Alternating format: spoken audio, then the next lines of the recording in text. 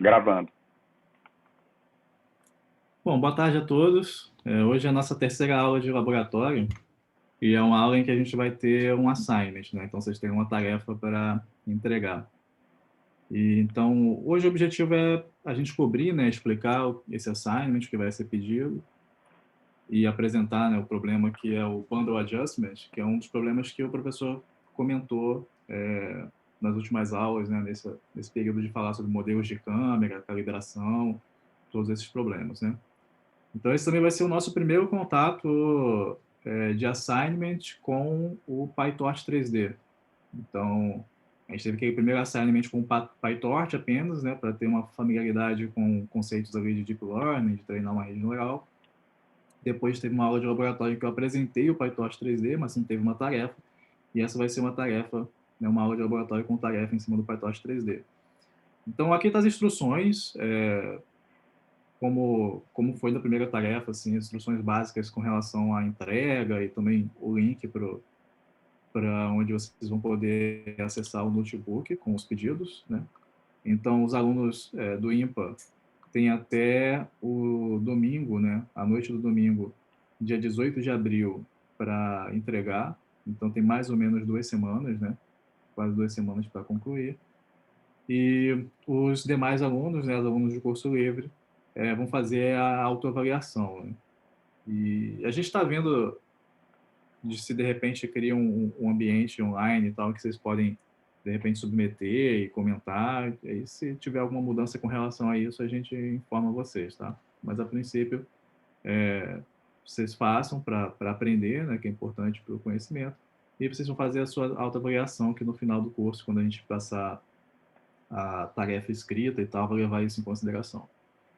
Aqui embaixo eu coloquei algumas referências que vocês vão poder utilizar, que estão conectadas aos assuntos que a gente vem estudando no curso, né? Então, o professor Luiz Velho falou bastante sobre câmeras e calibração e toda essa questão de geometria projetiva. E isso tem nesse livro, né, do próprio professor Luiz Velho com Jonas Gomes, que está aqui no site do curso, né? Você vem aqui na parte de Reading, você clicar nesse link, você cai, então, nessas sugestões aqui, né? E esse primeiro livro aqui, Computer Graphics Theory and Practice, é aquela referência lá, né?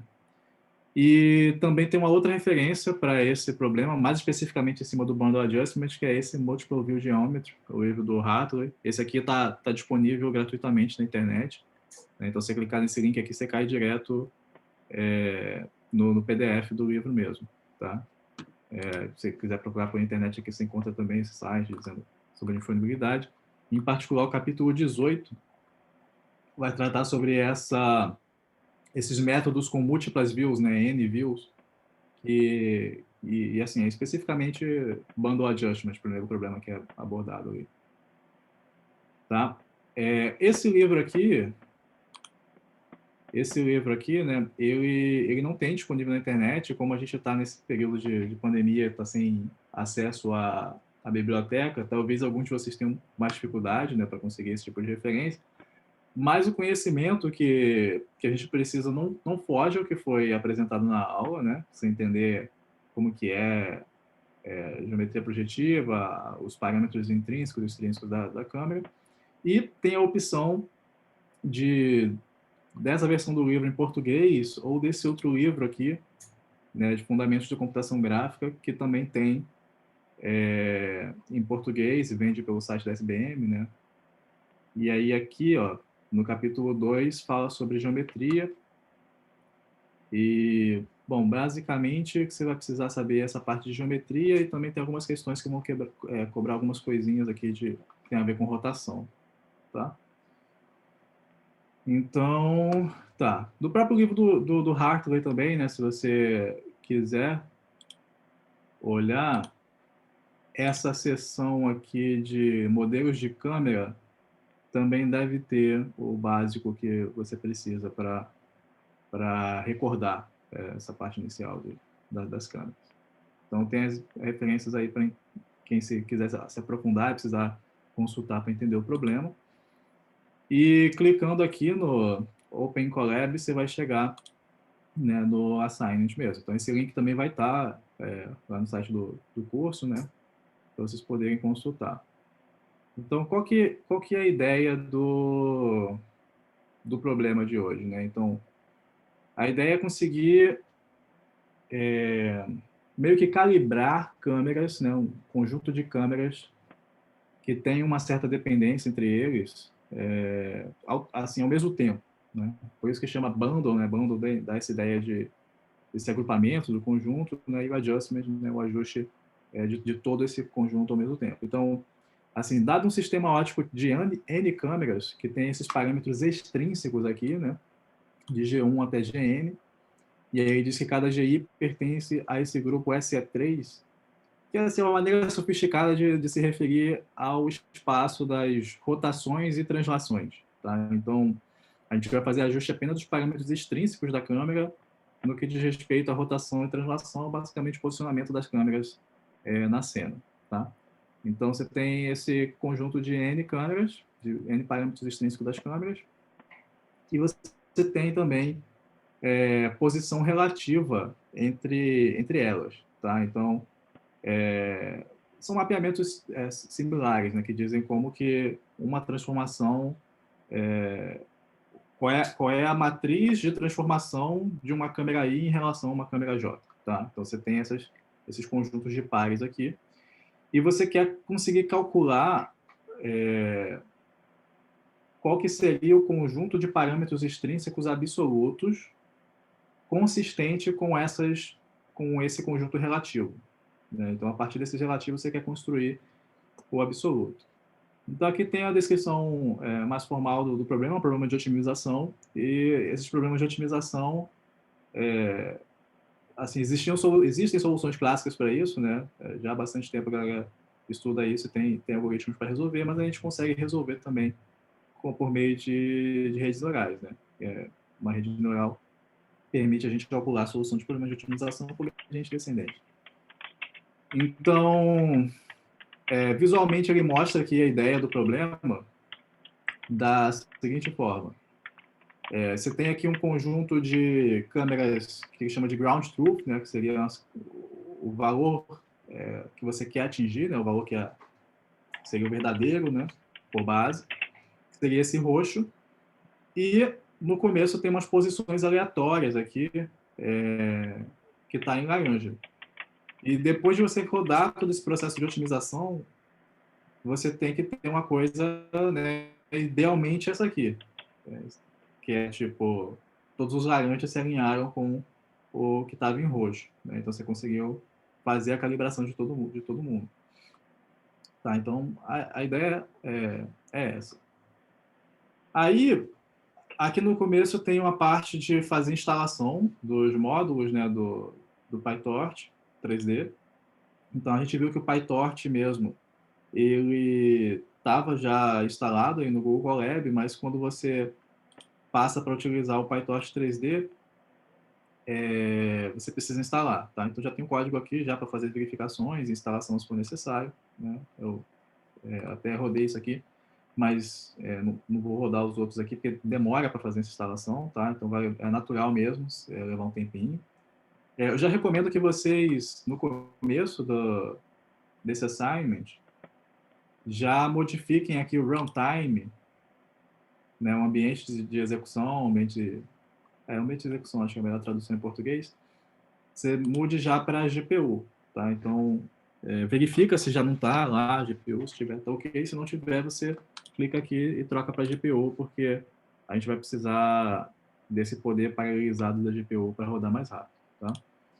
Então, já faz isso no começo, que aí não precisa rodar as coisas de novo se precisar mudar lá na frente.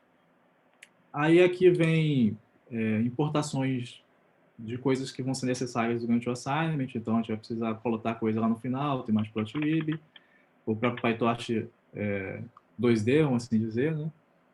E alguns módulos do PyTorch 3D aqui, né? Para fazer transformações, para renderizar, etc.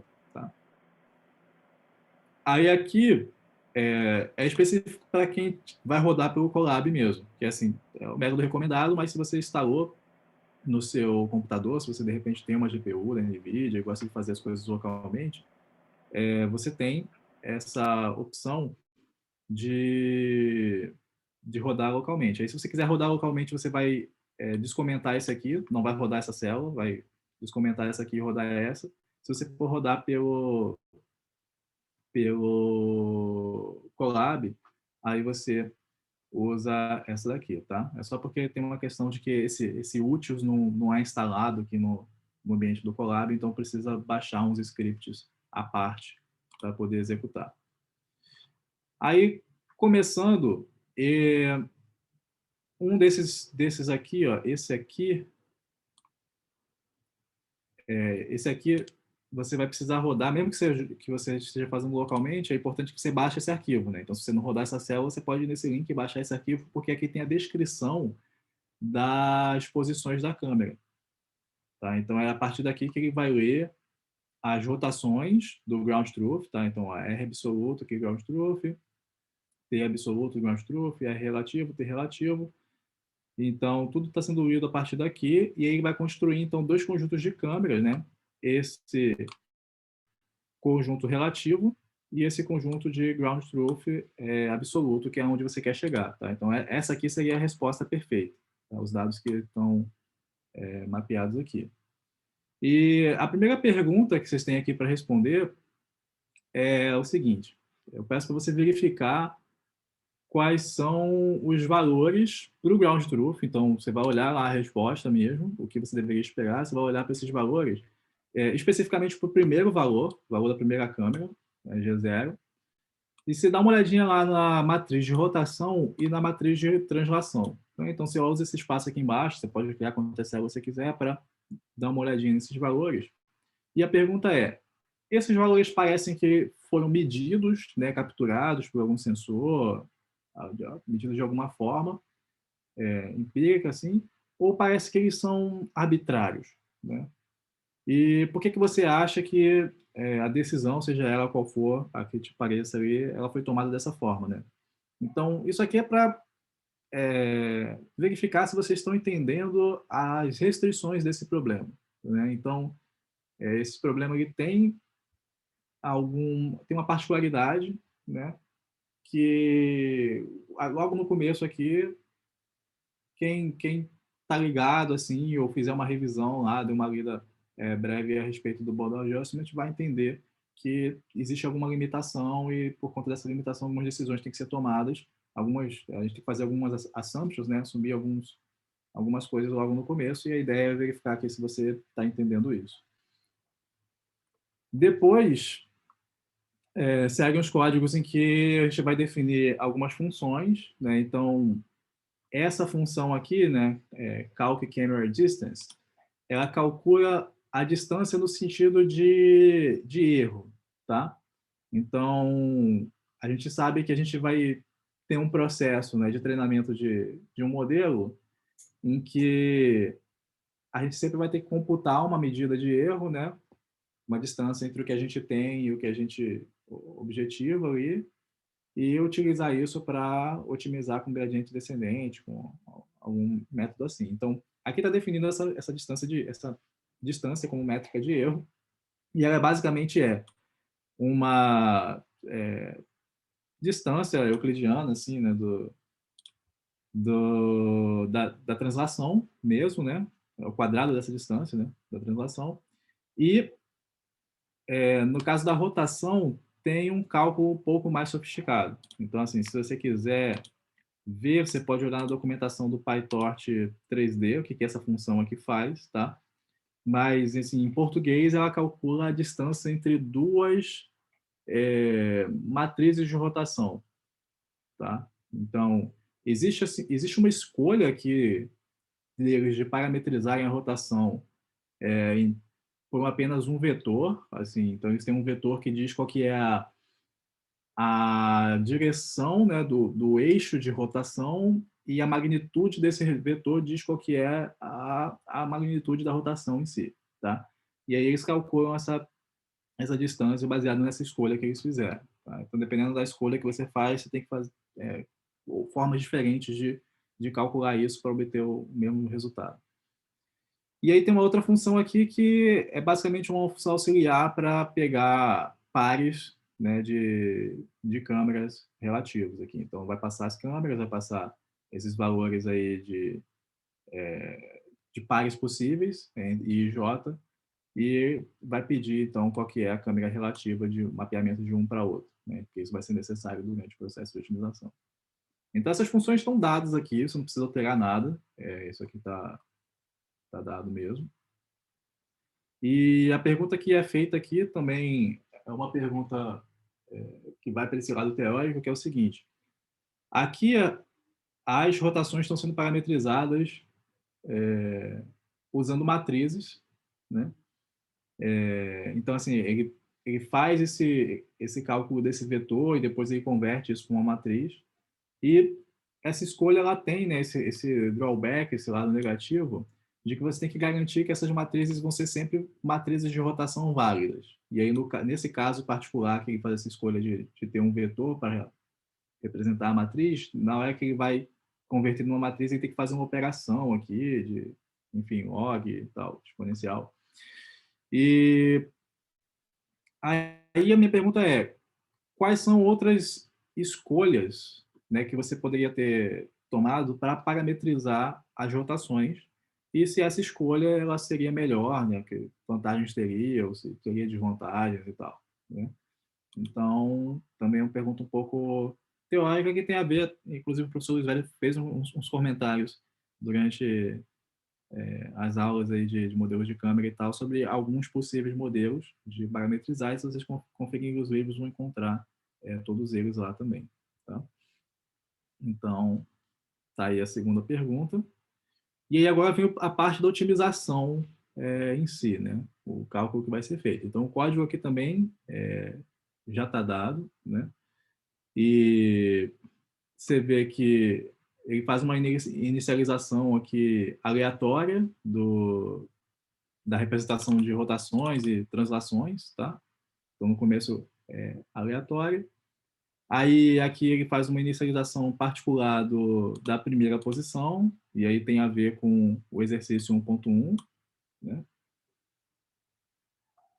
Aí, bom, isso aqui é específico de código, né? Tem que fazer uma cópia para não perder o valor inicial, tal. E ele define aqui um otimizador do tipo SGD, né? Então aqui já começa a ficar parecido com o que a gente viu lá no PyTorch 2D, né? Então aqui tem a taxa de aprendizado, aqui tem um fator de momento que a gente não tinha visto, mas foi falado na aula, né? Que você pode andar, né? Fazer essa descida do gradiente de uma maneira que você vai desacelerando, né? Mudando um pouquinho essa taxa de aprendizado. Não precisa se preocupar com isso agora.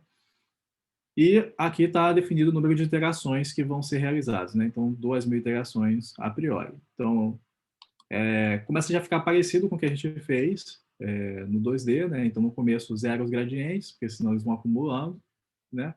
Aí aqui é o momento em que ele calcula a matriz mesmo de rotação, a partir do vetorzinho que ele tem lá, que representa a rotação. E aí pega aqui o valor absoluto, né, das câmeras, tá? Então, isso aqui, em cima do que a gente quer computar. Valor relativo, aí usa a função dele lá para pegar os pares, né, relativos de um para o outro. E calcula a função de perda aqui, a função de distância, então, entre esses dois valores, né? E depois que ele calcula a distância, ele faz, então, o backpropagation para poder atualizar, né? Utilizar os valores lá de gradiente para atualizar a câmera que a gente está interessado. Então, depois de você rodar isso aqui embaixo tem um códigozinho para mostrar, né? Fazer plot a cada 200 iterações. E aí você vai ver as câmeras se alinhando, né? Você vai andar e ver as câmeras convergindo aquelas laranja para roxinha. E aí as perguntas que se seguem são as seguintes. Então, primeiro, para você fazer um download de alguma malha, né? E aqui eu já estou sugerindo essa malha da vaquinha, que vai ser bem visto aí em outros assignments também, e utilizar uma função render scene, que é uma função que a gente já está dando aqui também, tá? Para olhar, né, renderizar essa malha e utilizando as câmeras do Ground Truth, tá? Então, a ideia é, a gente tem ali umas 20 câmeras e você vai poder renderizar no começo e ver, tá, qual é o objetivo que você quer chegar, né? Depois que você renderizar, você vai ter 20 pontos de vista diferentes dessa malha. E você deve fazer a mesma coisa utilizando os valores iniciais que estão estimados para a câmera, né? Que são aqueles valores aleatórios lá. Então, você vai renderizar também com esse, você vai ver, olha, o objetivo são esses 20 frames aqui que a gente tirou, e no momento tem esse negócio que vai estar bem desconfigurado, né? Vai estar bem diferente um do outro. Então, a primeira coisa é isso. Então, é um exercício tranquilo, assim, mas é para vocês se habituarem, né? Porque são os primeiros códigos que vocês estão escrevendo utilizando o PyTorch 3D. Então, a função de renderizar já está dada, você também não precisa entender como é que é feito o rendering agora. Vai ter um assignment mais para frente, que a gente vai entender como é que funciona esse render do PyTorch 3D. Mas você tem que conseguir carregar uma malha, né? Então, você vai baixar essa malha, você tem que conseguir carregar essa malha como uma instância daquele tipo de dado meshes, né? Daquela classe meshes. E aí você pode usar como referência o que a gente viu na aula de laboratório 2, né? Então, tem aqui tanto o link para a apresentação do PyTorch 3D que foi feita no SIGGRAPH Asia do ano passado, quanto também o link para o notebook com a demonstração de algum desses códigos que eu fiz também para a última aula de laboratório, né? Então, você pode usar isso aqui como referência, só precisa conseguir carregar a malha como um objeto do tipo meshes, né? E aí, depois de carregar, você vai passar por essa função, render scenes, que vai receber a sua malha lá, a instância de meshes, vai receber as câmeras, né? Aí uma hora você vai chamar com ground truth, outra hora você vai chamar com a que você quer otimizar. E o device aqui, né, você passa a própria variável device está definida lá em cima como a GPU, né, se estiver apto. Então aqui eu também estou mostrando como é que você poderia utilizar isso e duas formas de você exibir, né? Então uma forma é você usar esse image grid aqui e a outra forma é você escolher uma imagem particular, no caso aqui está sendo a zero, mas você pode querer olhar com mais atenção alguma outra e plotar com o matplotlib, tá? Então, o primeiro exercício é esse, você realmente conseguir usar essas câmeras para visualizar 20 pontos de vista diferentes de uma malha, tanto com o objetivo que você quer chegar, quanto com o que está no começo lá, aleatório.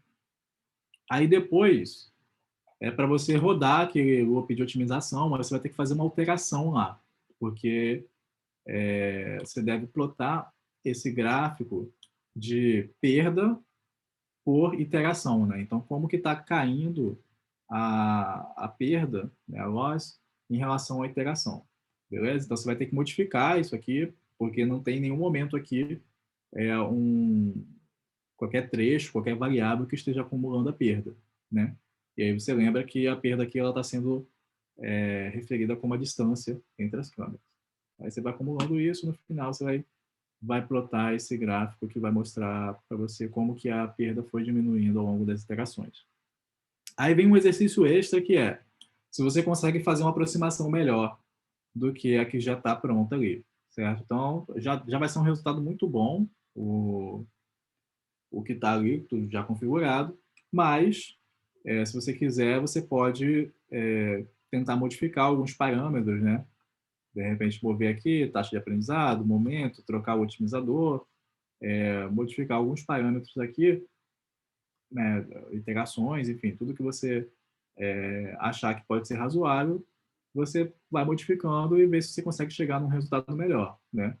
E aí, se você fizer isso, você explica qual foi a intuição assim por trás dos testes que você fez, né, e qual foi o resultado que você observou. Tá? Então, coloquei isso aqui como extra. E o último exercício não extra, depois que você fizer a otimização, você renderizar de novo as imagens, utilizando de novo o ground truth e as câmeras otimizadas, só que dessa vez elas estão otimizadas mesmo, né? Então, no começo elas estavam aleatórias, agora depois de otimizar você vai rodar de novo, e aí você vai comparar os quadros correspondentes e descrever o resultado de uma maneira qualitativa, assim. Então, É o que você está olhando mesmo, que você está observando, ver se está parecido, o que tem de diferente, se de repente mudou o enquadramento, se mudou a iluminação, enfim, o que você pode dizer a respeito desse resultado, beleza?